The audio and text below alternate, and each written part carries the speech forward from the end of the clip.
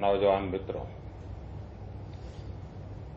मुझे भी कभी ये लिखने का अवसर मिलेगा कि मैं भी सेट का विद्यार्थी था।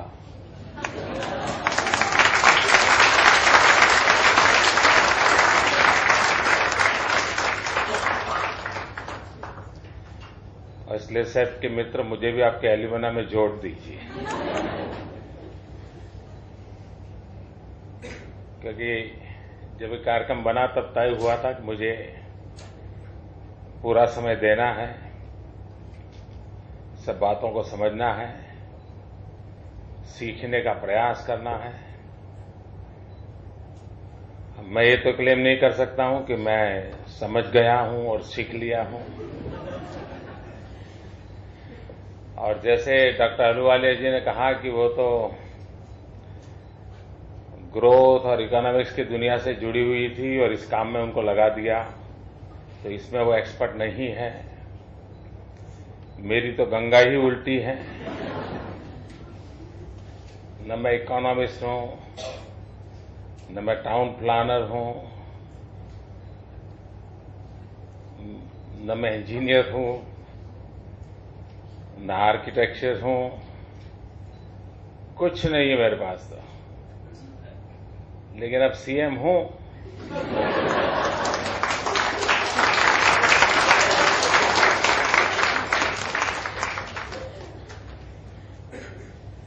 अगर सीएम है तो फिर सब जगह पर उसको जाना पड़ता है, बोलना पड़ता है। इसलिए मैं जो सारी बातें हुई है उसको जरूर समझने की कोशिश करूंगा। हमारे राज्य में जो भी अच्छा हो सकता है उसको करने का प्रयास करूंगा। और मैं डॉक्टर अहलूवालिया के इसलिए भी आभारी हूं कि उन्होंने काफी तारीफ की गुजरात की, और आप लोगों को भी आश्चर्य होता होगा कि इतना सारा अच्छा है और आप तक पता भी नहीं है, क्योंकि हमारे देश में अच्छे की खबरें देने की परंपरा नहीं है। हिंदुस्तान को दिशा दिखा सके ऐसा कोई राजकोट में काम हो रहा है, वो डॉक्टर अहलूवालिया जी से पता चलता है, लेकिन हमें अगल बगल में पता नहीं चल रहा है।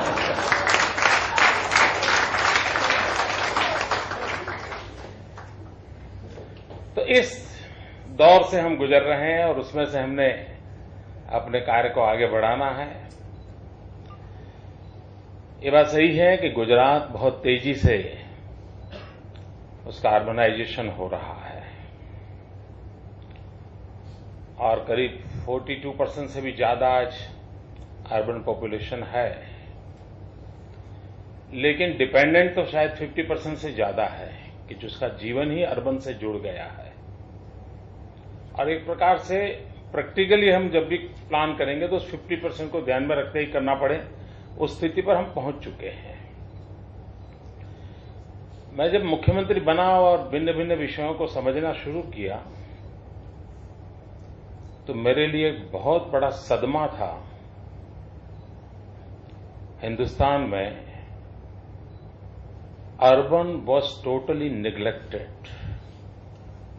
पूरी व्यवस्था में उसका नामो निशान नहीं था। You will be surprise, urban health, urban poor health sector, यह भी 1 साल पहले हिंदुस्तान में सरकार के प्लानिंग का हिस्सा बना है। Just before 1 year, can you imagine? इन्हें कितना बड़ा निग्लेक्टेड सेक्टर था। अब ये जब हमने देखा, हमने कहा भाई हम गुजरात को इस प्रकार से असहाय नहीं छोड़ सकते। सब शहर अपने शहर के मालिक थे, सब शहर अपनी दुनिया चलाते थे। अब सब चुनाव के लोकशाही है, नेता लोग चुन करके आते हैं, म्युनिसिपैलिटी के अध्यक्ष बन जाते हैं और उनका परफॉर्मेंस पूछो क्या काम किया, तो उनके चाचा, मामा, भाई, भतीजे के बेटों को 25 लोगों को नौकरी दिलवा दी अपनी म्युनिसिपैलिटी में। यानी म्युनिसिपैलिटी में इतने लोग, स्टाफ इतना, तनख्वाह देने में पैसे जाते थे। और सारे लोगों तो उस समय उनका वो नगरपालिका के अध्यक्ष थे तो उन्होंने इतना रिक्रूट किया था। तो दूसरा आता है, अच्छा उसने इतना किया था, मैं 5 ज्यादा करूंगा। यही चलता रहा और इन चीजों ने मुझे बहुत परेशान किया दोस्तों। अब मेरे सामने दो विषय थे कि पॉलिटिकल विल के साथ कोई कठोर डिसीजन करूं या न करूं, कि भाई गाड़ी चलती है चलो, उन्होंने 4 रास्ते बनाए होंगे तो हम 6 बना देंगे, उन्होंने 2 टंकी बनाई होगी तो हम 5 बना देंगे, ऐसे ही करूं क्या? मेरी आत्मा इसके लिए तैयार नहीं थी। मैं चाहता था ऐसे तो नहीं चलना चाहिए और कुछ कठोर डिसीजन लिए। आपको जानकर के हैरानी होगी कि हमने नगरपालिकाओं के अंदर, अर्बन सिटीज के अंदर स्टाफ कितना होना चाहिए उसकी कानूनन व्यवस्था की। आप रिक्रूट नहीं कर सकते हो और जितने हैं उनको जल्दी से जल्दी छुट्टी करो। अब बताइए, चुनाव हारने के लिए इससे बड़ा कौन सा कारण चाहिए? लेकिन गुजरात के भविष्य को देखते हुए ये दुस्साहस हमने किया और जनमानस को भी विश्वास हुआ कि हां भाई, ये कुछ अच्छा करने के लिए कर रहा है, हो सकता है कुछ कठोर निर्णय किए होंगे, परिणाम मिला। 2005 में हमने अर्बन डेवलपमेंट ईयर मनाया। वो इसलिए मनाया कि हम सब लोगों को चाहते थे इस बार एक मनोमंथन हो जाए, व्यापक डिबेट हो, पूरी गवर्नमेंट मशीनरी को अर्बन एक एजेंडा सेट करने का मन कर जाए, उनकी जो सोच है उससे बाहर निकाल के उनको कहें कि भाई ये करना पड़ेगा।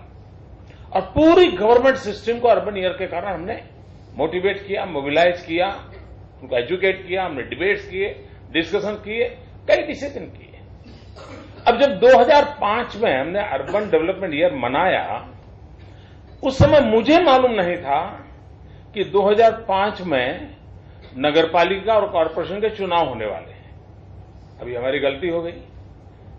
अब हमने तय कर लिया कि 2005 में नगरपालिका वर्ष मनाएंगे, शहरी विकास वर्ष मनाएंगे। अब उसमें एक बड़ी आफत आई कि जो एंक्रोचमेंट था उसको हटाना। अब जैसा मेरा नेचर है, मैंने अफसरों के साथ बैठ के बात समझी और मैंने कहा हटाओ, जो भी इस प्रकार का एंक्रोचमेंट हटाओ। थोड़ा काम शुरू हुआ तो मेरी पार्टी के लोग आकर मुझे भिड़ गए, अरे सीएम साहब आप क्या कर रहे हो, ये नगरपालिका चुनाव है, 6 महीने के बाद हम तो हार जाएंगे। बहुत बड़ा संकट था, कैन यू इमेजिन, बहुत बड़ा संकट था। और आपको जानकर के आनंद होगा मेरे नौजवान मित्रों, मैंने कहा कम वॉट में, अब मैं गलती कर चुका तो गलती, मैंने डिसीजन लिया है, now I am going to implement it. और 2 लाख ऐसे एंक्रोचमेंट हटाए, 2 लाख अहमदाबाद के, महानगर के और गुजरात की 150 के करीब नगरपालिका, 2 लाख। कितना आक्रोश होना चाहिए था, लेकिन सच्चाई का ताकत इतनी थी कि इतना सारा करने के बाद 2005 में 90% विक्ट्री मेरी हो गई, मेरी पार्टी की हो गई। मैं ये पहलू इसलिए कहता हूं कि सचमुच में रुकावट का कारण सिर्फ पॉलिटिकल होता है, ये सही नहीं है। बहुत कुछ करने का सामर्थ्य भी पॉलिटिकल विल में होता है और उसी से परिणाम आता है। और उसका नतीजा हुआ कि आज अर्बन डेवलपमेंट की ओर हमारी एक विजन बन गया। हम बहुत नई चीजों को हर बार कर रहे हैं।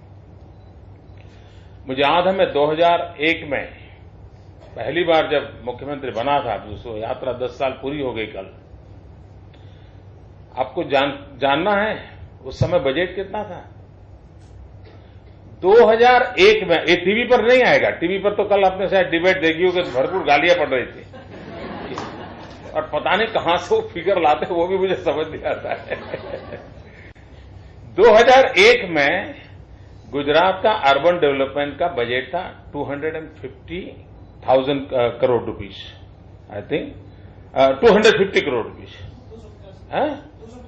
250 करोड़। आज इतने कम समय में it has already cross more than 3,000 crore rupees.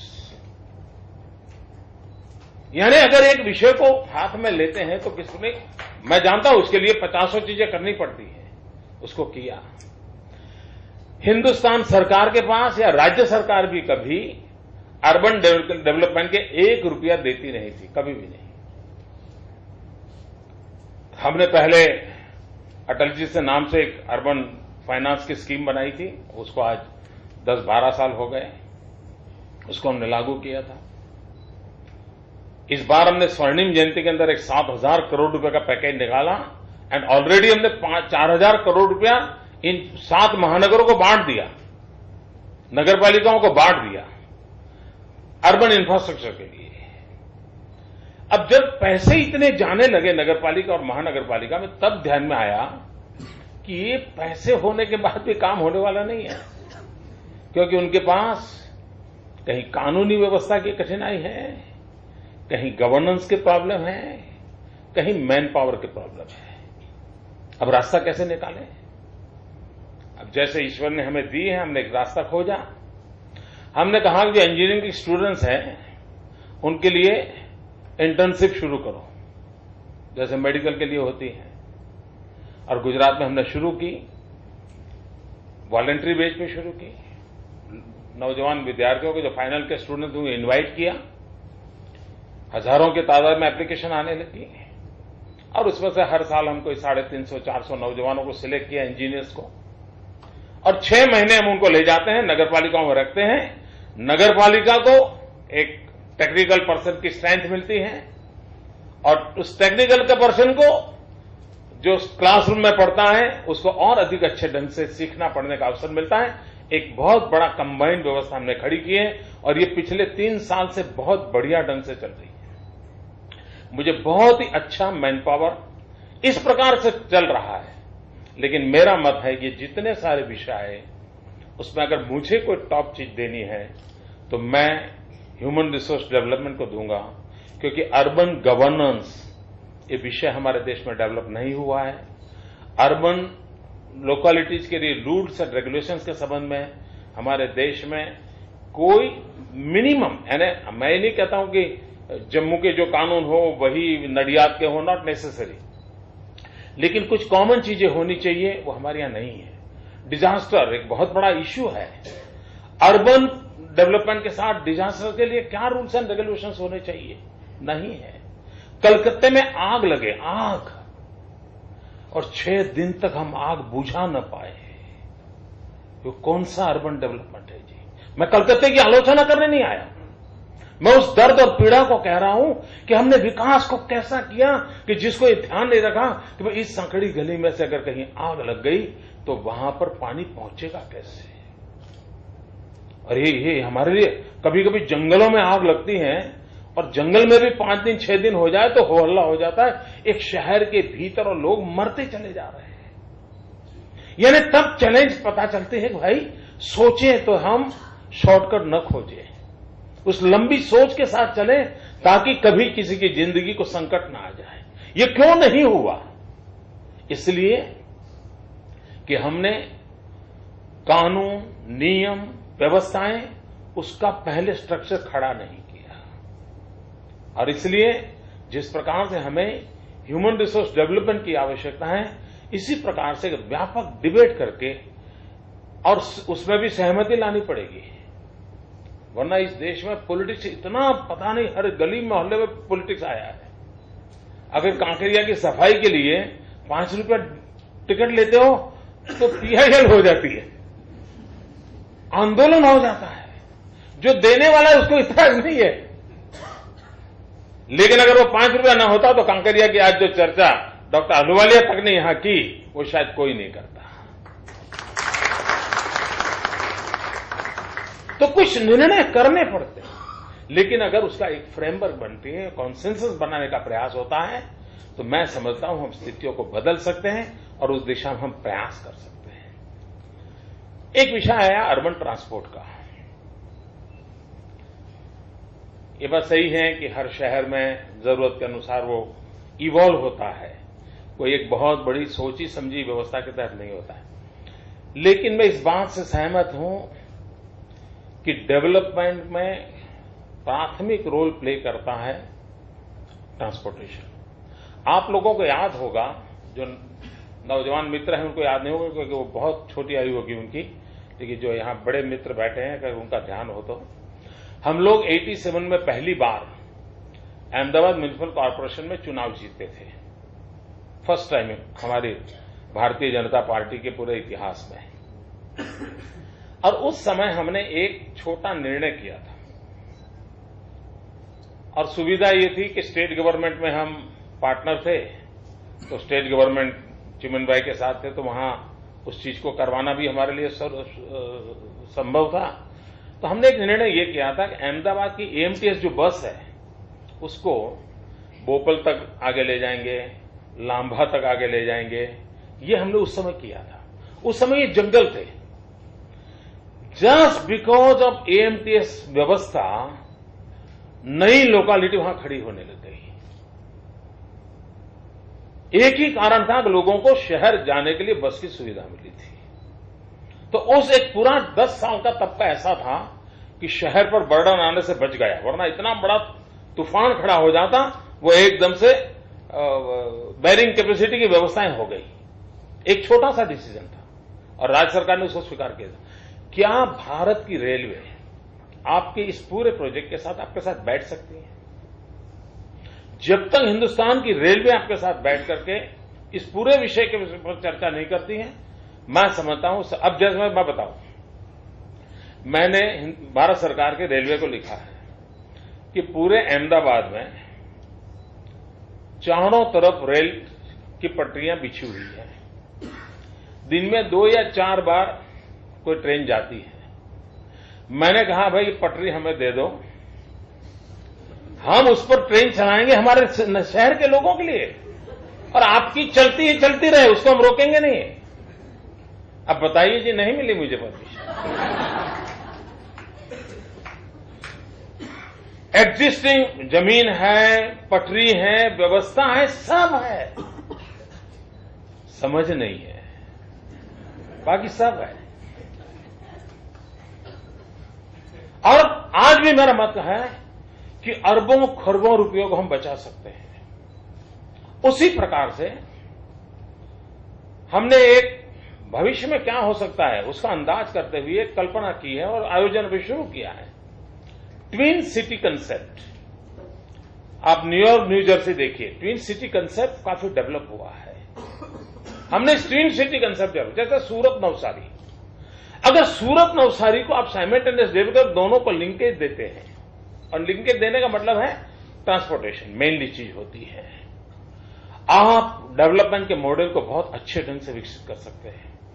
Baroda Halol, Ahmedabad Gandhinagar, Surendranagar बटवान, Adipur Gandhidham, कई ऐसे आपको मिलेंगे कि जिसके बीच में ज्यादा अंतर नहीं है, और डेवलपमेंट का मॉडल बना है तो इंफ्रास्ट्रक्चर के कम खर्चों से आप पूरे नए विकास के मॉडल को और आगे बढ़ सकते हैं।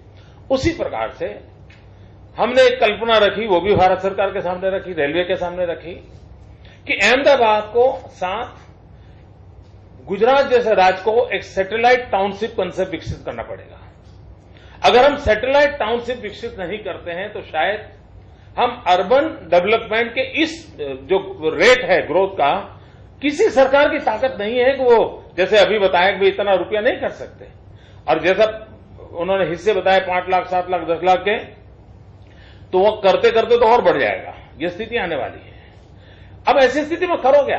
तो हमने एक नए मॉडल, इन बिटवीन व्यवस्था खोजनी चाहिए। तो हमने कहा कि भाई मुझे अहमदाबाद के आसपास सैटेलाइट टाउनशिप डेवलप करने का मेरा मॉडल है मेरा, और उसमें सबसे बड़ी आवश्यकता है रेलवे कनेक्टिविटी। हमने कहा अहमदाबाद सैटेलाइट टाउनशिप में विरमगाम, साणंद, सरखेज रेलवे कनेक्टिविटी है, उसको इस अर्बन ट्रांसपोर्ट मोड के साथ जोड़ दीजिए। इधर कलोल, देहगाम, मेहमदाबाद, अहमदाबाद के 100 किलोमीटर की रेंज के अंदर जितने छोटे छोटे टाउन्स हैं उसको ग्रो करने का अवसर दीजिए, और उनको अहमदाबाद से डिपेंडेंस है तो उनको जोड़ दीजिए। उसी प्रकार से आज हमारे रेलवे का जो इंफ्रास्ट्रक्चर है, शायद उस इंफ्रास्ट्रक्चर पे 20% टाइम होता है मैं अनुमान से कह रहा हूं, मेरे पास फिगर नहीं है, कि जबकि एक्चुअली पर्टिकुलर प्लेस पर व्हीकल जा रहा है, ऐसा 20% है, 80% खाली पड़ा है। क्या हम जितना स्पीडी अभी जो भी एग्जिस्टिंग इंफ्रास्ट्रक्चर उस पर जितनी स्पीड से चला सके, ऐसे सूरत अहमदाबाद शटल चला सकते हैं, अहमदाबाद राजकोट शटल चला सकते हैं, अहमदाबाद भावनगर शटल चला सकते हैं।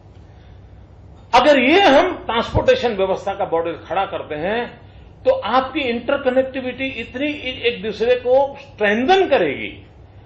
और मैं तो यहां तक गया हूं, भारत सरकार को लिखा है कि कभी कभी डेवलपमेंट में कुछ चीजें शोकेस करने के लिए करना बहुत जरूरी होता है।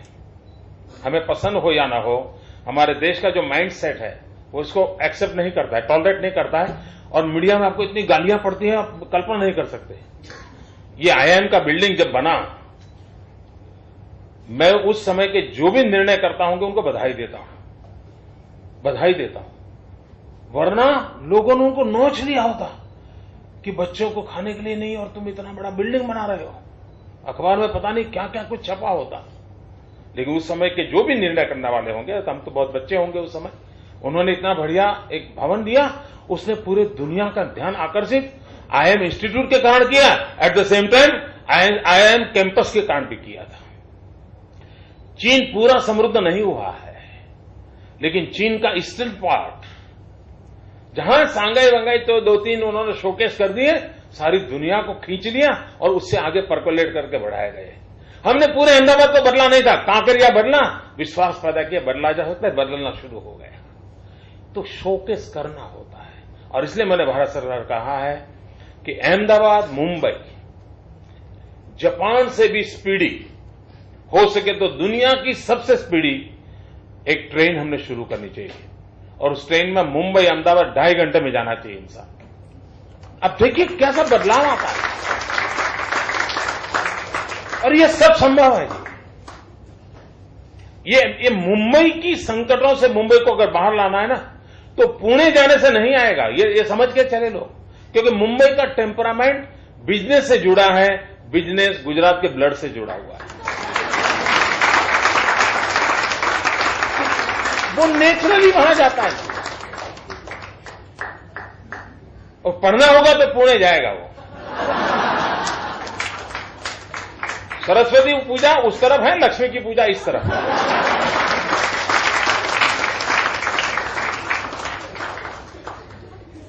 और इसलिए हम पूरे ट्रांसपोर्टेशन की दुनिया को उस रूप में अगर हम पकड़ते हैं, अब आज मेट्रो ट्रेन की स्पर्धा चल रही है, विकास का एक अच्छा वो चला है, लेकिन उसमें भी कोई क्लैरिटी नहीं है। हर एक राज्य का अलग अलग मॉडल है। कुछ चीजें ऐसी होनी चाहिए जिसमें पिज्जा हट कल्चर हो। तो हर एक की अगर कंपार्टमेंट की साइज सेम है तो कुछ तकलीफ हुई तो चेन्नई का कंपार्टमेंट आपको काम आएगा, आपका कंपार्टमेंट दिल्ली को आएगा। यहां तो सब अलग है जी, गेज भी अलग है सबके, कंपार्टमेंट की साइज अलग है जी।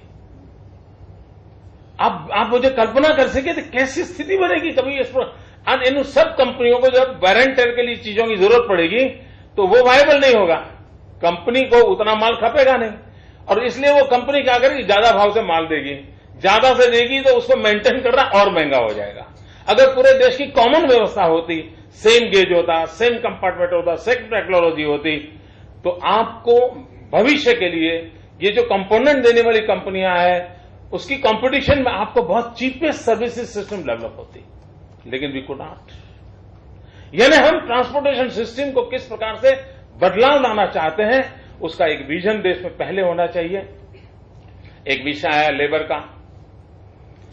मैंने भारत के प्रधानमंत्री के सामने एक प्रस्ताव रखा था। एक बार हमारी चीफ मिनिस्टर्स की मीटिंग थी एनडीसी की, तब मैंने आगरा से विषय रखा था। चंद्रबाबू भी मुख्यमंत्री थे, तो ऐसे हम लोगों की थोड़ी ऐसे विषयों में रिफॉर्मिस्ट मूड रहता है, तो हमने विषय रखा। हमने कहा ये किसी जमाने में लेबर सब्जेक्ट भारत सरकार रखे वो जरूरी होगा, लेकिन अब आप ये त्रिपगी दौड़ क्यों करवा रहे हो? वो अलग दौड़े तो तेजी से दौड़ेंगे, लेकिन दोनों का एक पैर बांध लोगे तो स्पीड कम हो जाएगी। हमने कहा हिंदुस्तान के कई राज्य हैं जिनको लेबर प्रॉब्लम है ही नहीं, लेबर ही नहीं है। अब वो निर्णय करता है कि लेबर रिफॉर्म हो या ना हो, बताओ। अब वो क्या करेगा भाई?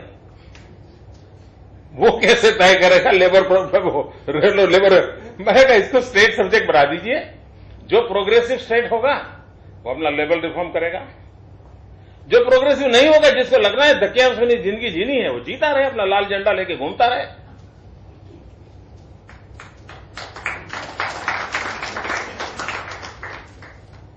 लेकिन अगर रिफॉर्म नहीं करोगे, और मैं सहमत हूं, मैं 1000% सहमत हूं कि आपको रिफॉर्म करना होगा, लेकिन ह्यूमन एंगल टॉप पे होगा, बाकी सारी पैसे बाद की बात होगी। अगर उसको टॉप पे रख के हमने किया, और ये जरूरी है, गुजरात ने कुछ चीजों में फ्लेक्सिबल चीजें एक कल्चर के नाते स्वीकार की है, उसका परिणाम ये हुआ है कि पूरे हिंदुस्तान में सबसे इंडस्ट्रियल स्टेट होने के बाद भी जीरो मैंडेट लॉस है, zero mandate loss. It's a greatest achievement. और इसका कारण है कि हमने इस इंडस्ट्रियल कल्चर में एक परिवार भाव को डेवलप किया है। इन्वेस्टर हो, मैनेजरियल टीम हो, इंटेलेक्चुअल इनपुट देने वाले लोग हों, टेक्निकल पर्सन हो एंड लेबरर्स हो, they are all one family. ये फैमिली कल्चर डेवलप किया है, उसी का कारण है जीरो मैंडेट लॉस है। लेकिन फिर भी कभी न कभी तो उसको कानूनी आधार की जरूरत है, रिफॉर्म की जरूरत है, और जितना हो सके जल्दी भारत सरकार इसको स्टेट सब्जेक्ट बनाए, बहुत बड़ा लाभ होगा। स्टेट सब्जेक्ट बनाए। एक बार एक विषय को लेकर के हमारी प्रधानमंत्री के साथ मुलाकात थी, तो ऐसे ही उनके पास भी समय था, और होता ही है उनके पास।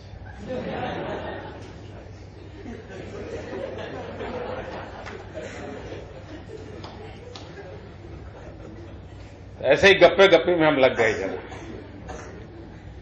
हमने कहा साहब ये आपका जेएनयू आरएम है जो है, उसका आप एक पानी देना भैया,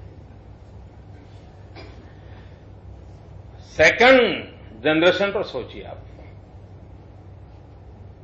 मैंने कहा रोड बनेंगे, फ्लाईओवर बनेंगे, बनेगा, अच्छी बात है, और भी बढ़ाइए। तो ये बोसी से जान नहीं आती व्यवस्थाओं में,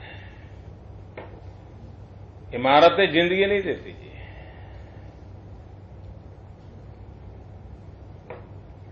मैंने कहा मेरे मन में एक मॉडल है, क्या उस पर आप सोच सकते हैं? अब मैं कोई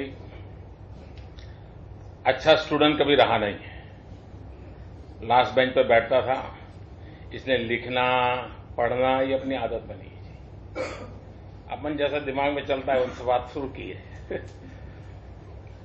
मैंने कहा साहब क्या हम 500 शहर को टारगेट कर सकते हैं, हिंदुस्तान के 500 सिटीज, और उसके डेवलपमेंट का एक जेएनयूआरएम का, अभी तो जेएनयूआरएम में पैसे देते हैं, there are only 60 cities, not more than that. 60 शहरों से इतना बड़ा देश नहीं बदला जाएगा। तो मैंने प्रधानमंत्री से आग्रह किया कि साहब 500 शहर पकड़िए हम देश के, और मैं आपको एक मॉडल देता हूं, उस मॉडल पर हम वर्कआउट करें कैसे काम कर सकते हैं। बोले क्या है आपके दिमाग में?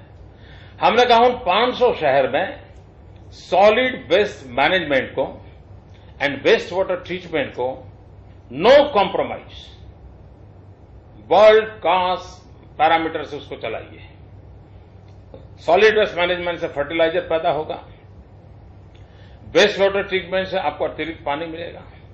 वो दूर नहीं है, जब शहर वालों को पीने के लिए पानी चाहिएगा, गांव वाला लेने नहीं देगा। मैं आपको बताता हूं, जिस प्रकार से राजनीतिक कारणों से जिस प्रकार से बयानबाजी चलती है, वो नौबत लाके खड़ी कर देगा। तो इसका मतलब हुआ कि शहर जो पानी यूज करता है, उसने उस रीयूज पानी किया होगा तो रिसाइकल करके खेत को वापस देना पड़ेगा। It will be A social responsibility. और अगर आप ये पानी वापस देते हैं शहर के नजदीक के इलाके के गांवों को, और इसको आप ये फर्टिलाइजर देते हैं, खर्चा होगा। मैंने उनको खर्चे का मॉडल दिया। मैंने कहा कि आप ये जो फर्टिलाइजर देंगे उनको कहिए, कानून बनाइए कि जो इतनी बोरी ये फर्टिलाइजर लेगा उसको इतनी बोरी केमिकल फर्टिलाइजर मिलेगा। तो ये जो 500 शहर में फर्टिलाइजर पैदा होगा आपका, ये खातर उनके काम आ जाएगा और आपकी इस उत्पादन से जो सब्सिडी बचेगी, केमिकल फर्टिलाइजर से जो सब्सिडी बचेगी, क्योंकि उतना केमिकल फर्टिलाइजर कम होगा, वो सब्सिडी को आप वायबिलिटी गैप फंडिंग के लिए अर्बन इस एम्यूनिटी के डेवलपमेंट के दीजिए विद परफेक्ट रेवेन्यू मॉडल। ये दुनिया के महान अर्थशास्त्री के सामने मुझ जैसे सामान्य मानवी ने रखा था और मुझे आनंद है कि उन्होंने इसको बहुत पॉजिटिव लिया। उन्होंने 8-10 छोटे छोटे सवाल पूछे, फिर उन्होंने कहा कि मोदी जी आप एक काम करिए, इस पर आप नोट बनाइए। मैंने कहा ठीक है। उसके बाद मुझे प्लानिंग कमीशन की मीटिंग में जानी थी, तो डॉक्टर साहब वहां बैठे थे। उन्होंने कहा मोदी जी आज हमें आपसे सुनना है कि आपने जो प्रधानमंत्री जी को मॉडल कहा था हमको बताइए। और बोले हमने श्याम पित्रोदा जी को इसलिए खास बुलाया है कि वो भी इस बात आपके इस सुझाव को समझना चाहते हैं। तो प्लानिंग कमीशन था, श्याम पित्रोदा जी स्पेशली आए थे। मैंने इसका पूरा डिटेल, फिर तो बाद में मैंने उसमें काफी दिमाग लगाया था, तो कई चीजें थी और मैंने जामनगर को कैंप में रखते एक पूरा प्रोजेक्ट रिपोर्ट बना करके उनको दिया। आज उस बात को 2 साल हो गए होंगे, अभी तक कुछ नहीं हुआ है। फिर मैंने कहा कि ठीक है, देश करे या न करे, मैं गुजरात के अंदर 50 गांव शहरों में ये करके रहूंगा। मैंने उनसे इतना आग्रह किया आप करो, मुझे कम से कम ये फर्टिलाइजर की सब्सिडी जो मैं बचा दूंगा उतना मुझे वापस कर दोगे क्या? अभी वो भी नहीं। अब ये जो बदलाव लाने के लिए जो इनिशिएटिव लेने चाहिए उसको उस प्रकार से रिस्पॉन्ड मिलना चाहिए। अगर वो रिस्पॉन्ड मिलता है तो हम स्थितियों को काफी बदल सकते हैं। अब जैसे आपने कहा कि अर्बन रूरल बहुत हो चुका है और इसी के कारण क्या हुआ, पहले हमारे यहां जैसे गुजरात में हम सीना तान के घूम रहे थे 1990 तक कि हमारे पास एक डेवलपमेंट का गोल्डन कॉरिडोर है। गोल्डन कॉरिडोर है, वो कॉरिडोर क्या था जो डॉक्टर अहलूवालिया जी ने पंजाब का वर्णन किया, वैसा ही था, वैसा ही था। अंकलेश्वर से वापी तक केमिकल इंडस्ट्रियां लगी थी और इसी को हमने अपना इंडस्ट्रियल ग्रोथ मान लिया था और हम सारी दुनिया में सीना तान करके घूम रहे थे। मित्रों, सिर्फ गोल्डन कॉरिडोर से हम दुनिया को खड़ी नहीं कर सकते हैं, हम मल्टीपल पिलर पर स्टेट को स्ट्रेंथन करना पड़ता है। मैं यूनिवर्सिटी में आया हूं इसलिए थोड़े शब्द आपके आ जाते हैं। एनवायरमेंट का इफेक्ट होता है, लेकिन सेट में और ज्यादा असर तो बहुत अच्छा है।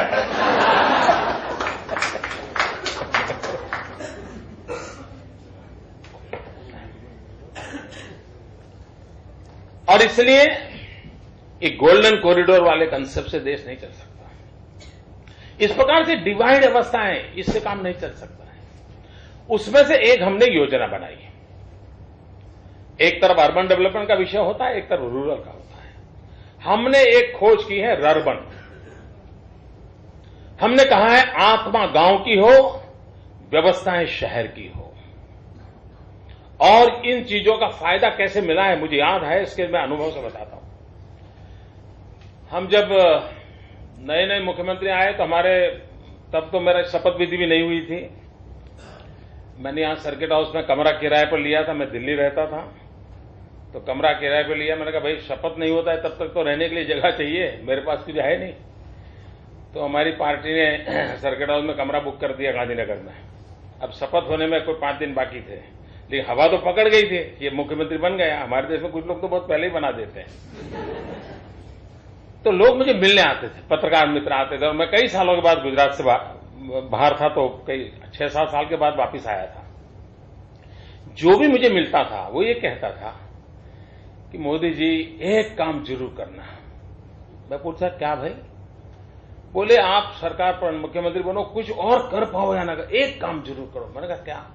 बोले कम से कम शाम को खाना खाते समय बिजली मिले इतना तो करो। ये लोग मुझे कहते थे। मेरे मन को भी होता था, मैं भी छोटे से इलाके से आता हूं, तो मैं बचपन मैंने देखा है अपना 10वीं के एग्जाम हो और लाइट चली जाती थी, मां बीमार हो, पंखा नहीं चलता था। तो हमने सॉल्यूशन शोधने के लिए चर्चाएं शुरू की। वो सुधीर भाई उस समय हमारी टीम में थे वहां सरकार में। मेरी सारी सरकार ने मुझे कह दिया कि साहब ये संभव ही नहीं है, आप उसकी कभी आरटीआई से फाइल मांगो, इतनी बड़ी फाइलें हैं। और सब अधिकारियों ने ना ना ना ना लिखा। फिर मैंने लिखा नहीं, इसको करना है। तो फिर वापस जाती थी, फिर आती थी। मेरे मन में था ज्योतिग्राम स्कीम का कल्पना, और ईश्वर ने मुझे एक विचार दिया था जो मैंने हमारे साथ, मैं टेक्नीशियन नहीं हूं, ईश्वर ने मुझे विचार दिया कि भाई हम एक सिर्फ खेत में पानी नहीं दे पा रहे, इसलिए गांव को भी न दे। दिमाग में बैठता नहीं मेरे। और क्या कर रहा था? सिंपल सॉल्यूशन था दोस्तों, आपको जानकर हैरानी होगी, 60 साल में सॉल्यूशन किसी ने खोजा नहीं। हमने कहा भाई काम करो ना, एग्रीकल्चर फीडर अलग करो, डोमेस्टिक फीडर अलग करो, बस इतना कर दो, 2 बांट दो। अब वो रजिस्टर करते रहे। 2000 मेगावाट हमारे यहां बिजली कम थी, लेकिन just because of this technical solution 18,000 गांव को 24 घंटे 3 फेज अनइंटरप्टेड पावर मिल रहा है। और भारत सरकार पूरे देश को लिखती है कि गुजरात मॉडल पर आप ज्योतिग्राम योजना कीजिए। अब जो अर्बन एम्यूनिटी गांव को देना, वो क्या होता है जो आपने सवाल पूछा, हियर इज द आंसर। जब ये बिजली 24 घंटे गई, उसके बाद मैंने हमारी एक यूनिवर्सिटी को सोशियो इकोनॉमिक स्टडी करने का काम दिया। उसमें से एक बड़ा इंटरेस्टिंग स्टडी का जवाब आया है कि because of this Jyotigram scheme 33% urban की तरफ जाना रुक गया। 33%। इसका मतलब यह हुआ कि गांव के आज भी एक बहुत बड़ा तबका है कि जिसको अगर एम्यूनिटीज हो जाए तो सब, उसमें 3 चीजें एम्यूनिटी में मैं देखता हूं। इसको एक प्रॉपर रोड्स एंड ट्रांसपोर्टेशन व्यवस्था हो, कम्युनिकेशन एंड टेक्नोलॉजी और इलेक्ट्रिसिटी, ये सारी सुविधाएं हो, और बच्चों की शिक्षा की व्यवस्था हो। तो कोई गांव छोड़ने को तैयार नहीं है, वो भी अपनी शुद्ध हवा, अच्छा दूध, मां बाप के साथ रहने के लिए आज भी लोग पसंद करते हैं। गुजरात ने इस मॉडल को सक्सेसफुली अनुभव किया है। 33% कम हो जाना एक बहुत बड़ी बात है। पहले सूरत के अंदर नौजवान डायमंड कटिंग पॉलिशिंग के लिए जाते थे, एक एक कमरे में 30-30 लड़के रहते थे।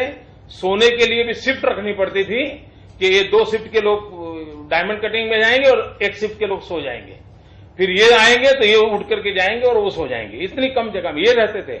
आज क्या हुआ, सभी गांव में वो लोग अपनी घंटी ले गए और गांव में डायमंड कटिंग पॉलिशिंग करते हैं, और सप्ताह में 1 दिन सूरत जाते हैं। इतनी छोटी पुड़िया होती हैं, 5 करोड़ के हीरो होते हैं, जाकर के देके आ जाते हैं। अगर हम इस गुजरात ने ब्रॉडबैंड कनेक्टिविटी किया, we are the first state in the country जिसने 18,000 विलेजेस में ब्रॉडबैंड कनेक्टिविटी की है। भारत सरकार ने अभी घोषित किया है पिछले बजट में कि वे 3,000 गांवों में ब्रॉडबैंड कनेक्टिविटी का प्रयोग करेंगे।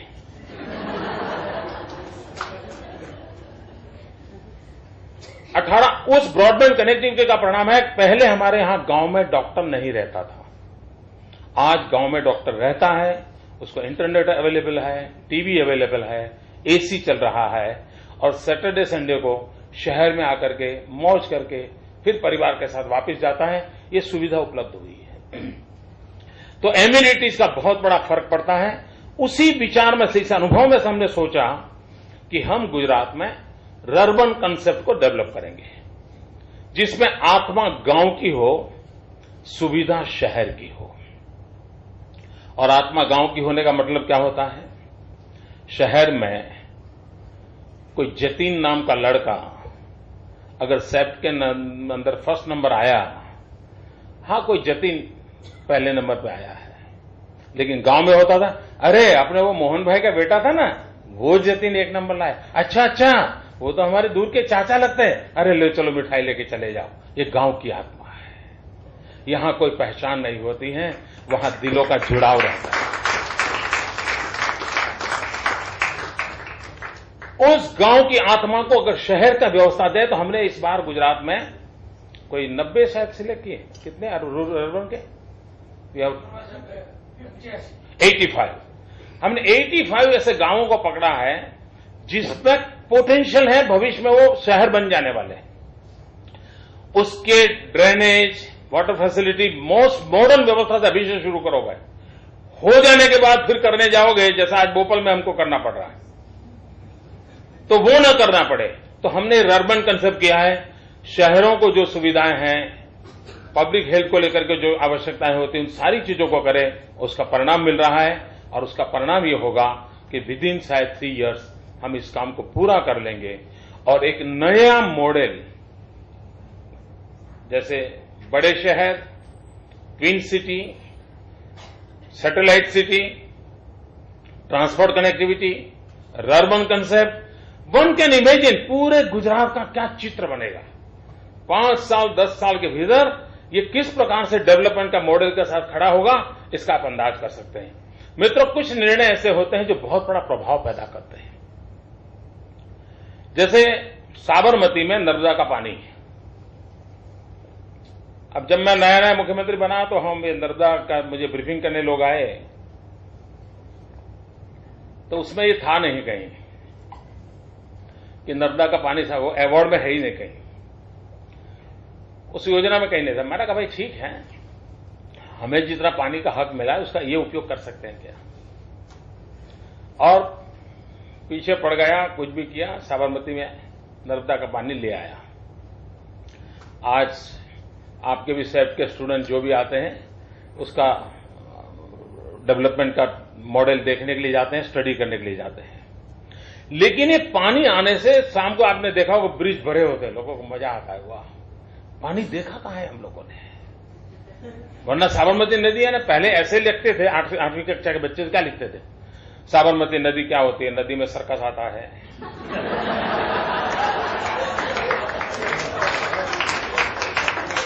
नदी में बच्चे क्रिकेट खेलते हैं, यही था जी, यही था। पानी नदी साहब, मुझे याद है एक हमारे मित्र ने मुझे कहा कि उसका बेटा स्कूटर पे वो जा रहे थे, तो ब्रिज करने में उसका स्कूटर बेचारे का चल नहीं पाया। बेटे ने कहा ये क्यों ऊंचा, ऐसा पहाड़ जैसा क्यों बना है? तो कह रहा था नीचे से नदी जाती। तो कह रहा नदी तो है नहीं नीचे, क्या रेत को नदी कहते हैं क्या? ऐसा सवाल एक छोटे बच्चे ने उसके बाप को पूछा था। मित्रों, मैं फर्क ये बताना चाहता हूं कि साबरमती में नर्मदा का पानी डालने के कारण अहमदाबाद म्युनिसिपल कॉर्पोरेशन का बिजली का बिल पर ईयर 15 करोड़ रुपया कम हो गया। क्यों? सारे वाटर टेबल ऊपर आ गए, पूरे शहर के वाटर टेबल ऊपर आने के कारण जो इलेक्ट्रिसिटी कंजम्पशन था वो कॉर्पोरेशन का कम हो गया। प्राइवेट जो थे उनका तो हो गया वो अलग। सिर्फ वाटर टेबल ऊपर आने से जो इलेक्ट्रिसिटी कंजम्पशन बढ़ा, ग्लोबल वार्मिंग को हमने मदद की, हम कार्बन क्रेडिट कमा सके, उस प्रकार की हमारी स्थिति बन गई। एंड 15 करोड़ रुपीज हमारा कॉर्पोरेशन का बच रहा है। पहले आप लोगों को याद होगा कि जब भी गुजरात में 7 या 8 दिन लगातार बारिश होती थी तो बीमारी की एक प्रकार से वेव चलती थी। अस्पतालों के फोटो छपते थे अखबारों में कि कॉरिडोर में पेशेंट सोए हैं। या मित्रों, ये शुद्ध पानी लोगों को मिलने के कारण उनके हेल्थ में इतना बड़ा इंप्रूवमेंट आया है कि इन दिस 1 डेकेड एक भी एपिडेमिक की खबर नहीं है। यानी हम समाज जीवन को कैसे बदलाव ला सकते हैं। तो इन सारे विषयों को जोड़ करके अगर हम चीजों को चलाएं तो मैं समझता हूं हम बहुत कुछ कर सकते हैं। मैं नहीं जानता हूं, हमारे साथ डिपार्टमेंट के लोग, एक्सपर्ट लोग तो यहां बैठे हैं, मैं तो ऐसे ही आ गया और ऐसे ही कुछ आपका समय ले लिया। लेकिन काफी मैंने प्रार्थना की है कि अच्छा होगा कि आपकी टीम दोबारा आए इस पूरी स्टडी के लाइट में। हो सकता है आपको और खजाना यहां से मिल सकता है जो आप देश के काम आए उस रूप में रख सकते हैं। और अब इतना सारा आपका 2 साल का तपस्या है, उसके कारण आप भले ना कहें लेकिन आप इस विषय के एक्सपर्ट हो गई हैं। तो अगर आप आए तो हमें आपका गाइडेंस भी काम आएगा। इसलिए मेरा आपसे निमंत्रण है कि आपके इस ज्ञान का, अनुभव का गुजरात को लाभ मिले, उसके लिए और अधिक आप हमें समय दीजिए। लेकिन जैसा आप सोच रहे हैं, हम पूरा आपको कोऑपरेट करेंगे और हम चाहेंगे कि देश अर्बन डेवलपमेंट को निग्लेक्ट न करें। प्राथमिकता देना नहीं देना वो बहुत कहना कठिन है, लेकिन निग्लेक्ट न करें। और पब्लिक प्राइवेट पार्टनरशिप का मॉडल अर्बन एरिया में बहुत तेजी से आगे बढ़ाया जा सकता है। गुजरात ने सक्सेसफुली किया है। मित्रों, गुजरात कितना एडवांस है। अहमदाबाद शहर है जिसने बॉन्ड निकाले थे और कब 450 करोड़ रुपए के हमने बॉन्ड कलेक्ट किए थे डेवलपमेंट के। और आपको एक और बताऊं, जब भारत पाकिस्तान का विभाजन नहीं हुआ था तब कराची ने ऐसे बॉन्ड निकाले थे। अब मूल कारण क्या? कराची वो भी गुजराती डोमिनेटेड था। कराची का सबसे बड़ा अखबार गुजराती भाषा में था। मुंबई भी गुजराती डोमिनेटेड था। तो ब्लड में, जेनेटिक सिस्टम में पैसा रहता है। तो कराची ने उस जमाने में बॉन्ड निकाला था, उस जमाने में। और इतना ही नहीं, अहमदाबाद म्युनिसिपल कॉरपोरेशन ने कराची के बॉन्ड खरीदे हुए हैं। आज भी हमारे पास वो बॉन्ड पड़े हैं। हमें पाकिस्तान सरकार से वो पैसा लेना है भी।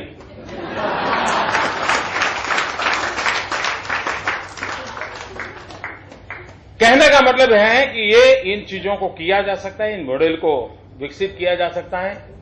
हम परंपरागत रूप से कितने फॉरवर्ड हैं, आपको आनंद होगा। आप में से दोस्तों कभी मौका मिले तो अहमदाबाद म्युनिसिपल कॉरपोरेशन में सरदार पटेल का एक छोटा सा हमने अभी म्यूजियम बनाया है। वो एग्जीबिशन देखने जैसा है। उस समय अर्बन डेवलपमेंट का विजन क्या था, आपको हैरानी होगी मित्रों। मोस्ट प्रोबेबली 1830 का एक डॉक्यूमेंट मिला है जिसमें अहमदाबाद को मरीन सिटी बनाना चाहिए, ऐसी प्रपोजल है 1830 में। क्यों? तो ये टेक्सटाइल बेस्ड सिटी था। अगर खंभात में जो शिप्स आते हैं, एक टनल खोदा जाए, उन शिप को अहमदाबाद तक लाया जाए तो मशीन लाने की सुविधा होगी, रॉ मटेरियल लाने की सुविधा और हमारा गुड बेचने की। 1830 में प्रपोजल था। आज जो हम बीआरटीएस देख रहे हैं वो करीब 1860 के आसपास पब्लिक ट्रांसपोर्टेशन मॉडल की उसमें चर्चा है। ये देखने जैसा है। ये विमेन रिजर्वेशन, कुछ लोग सीना तान के घूम रहे हैं कि मैंने किया। गुजरात, बॉम्बे राज्य था, सरदार पटेल यहां मेयर थे और अर्बन बॉडीज में विमेन रिजर्वेशन का प्रस्ताव आया। बंबई राज्य के अंदर आया, वो फिर नीचे कॉरपोरेशन से लेना था। अहमदाबाद म्युनिसिपैलिटी सरदार पटेल के नेतृत्व में पहली म्युनिसिपैलिटी थी जैसे उन्होंने 1930 में विमेन रिजर्वेशन का बिल पास किया था। और जब मुंबई राज्य में वो गया तो उसको रिजेक्ट कर दिया गया था। ये प्रोग्रेसिव टेम्परामेंट इस स्टेट का है, इस शहर का है। मित्रों, हम हर उस प्रकार के साहसिक कदम उठाने के लिए तैयार हैं। आइए हम सब मिलकर के आगे बढ़ें। आप सबके बीच आने का मुझे अवसर मिला, मैं आपका बहुत बहुत आभारी हूं। डॉक्टर अहलूवालिया जी का बहुत आभारी हूं कि उन्होंने हमें बहुत अच्छा मार्गदर्शन किया। धन्यवाद।